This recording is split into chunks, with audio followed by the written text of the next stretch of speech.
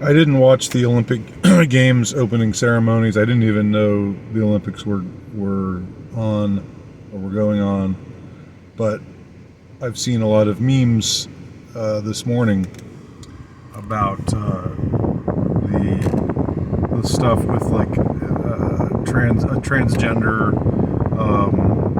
Last Supper and all this drag shit and like that's all the stuff that seems to be all the aesthetics of degeneracy that seem to be all the rage right now amongst the privileged elites and what they want to seed to the rest of us. Seed, SEED. The kind of images and notions that they want to implant in our hearts and minds, and they're all just disgusting, appalling images and notions that just revel in filth. And that this is what was being shown in the aesthetics of these opening ceremonies at the Olympics. Now, I don't know if how prominent a role these particular images or these I get the impression that these are just moments in the opening ceremonies, and that maybe if you watch the whole thing, there'd be a lot more stuff that just kind of look normal. Because aren't the opening ceremonies mostly, from what I'm remembering, the opening ceremonies are, just watching all the nations come in and take a lap, and they're all, dressed a certain way and they're waving their flags and, showing national pride and so forth.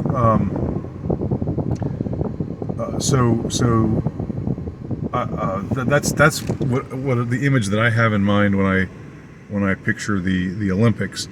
But I know that there's also this like pomp and ceremony and just like with the Super Bowl halftime show, there's these they put on these productions that are sometimes well done and tasteful, but in recent years just seem to be more and more on this showing the tendency to be absolutely degenerate and disgusting and just shoving it in your face. I mean, like the Sam Smith at the Grammys thing, like that's everywhere now. Everybody's a fat transvestite. Like, who wants to see that? Who really wants to see that? I mean, I get that there are people who get off on, ooh, I'm being transgressive, but who is really delighted? Who is? Our senses gravitate towards beauty, and our senses just inherently are, not just beauty, not just I don't want to make it sound like it's crude or just sensual, but we gravitate towards certain things that strike us as desirable, whether it's aesthetically desirable or morally desirable, i.e. virtuous, that's that sort of thing. I don't think anyone is actually into the fat transgender aesthetic. I think it's gross and it's disgusting and it's vile, and like that's somehow the appeal of it to the people who like it, is that it's supposedly transgressive. But how transgressive are you really when you rule the world? And yes, transgress again. There's that same prefix. So I almost think that we shouldn't react to these kinds of things, because when we react to them, when we repost them, even if we're showing them in a negative light, even if we're being harshly critical of them, as we should be, in a way we're giving these images power that they shouldn't have. And I think a way of not giving them this kind of power is to not rebroadcast them.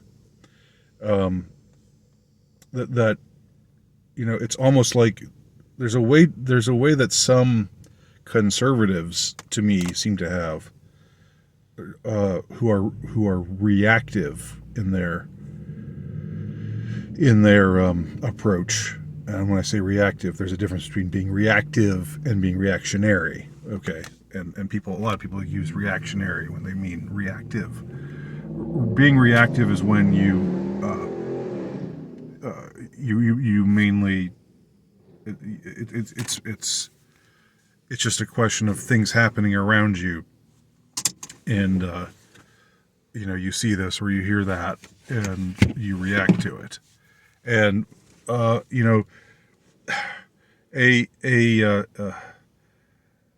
a doctrine or a position, taking a stand that's just pushing this icky, gross, disgusting, appalling crap in your face and saying, "Isn't this icky, gross, disgusting, and appalling?" That's in a way just furthering its power.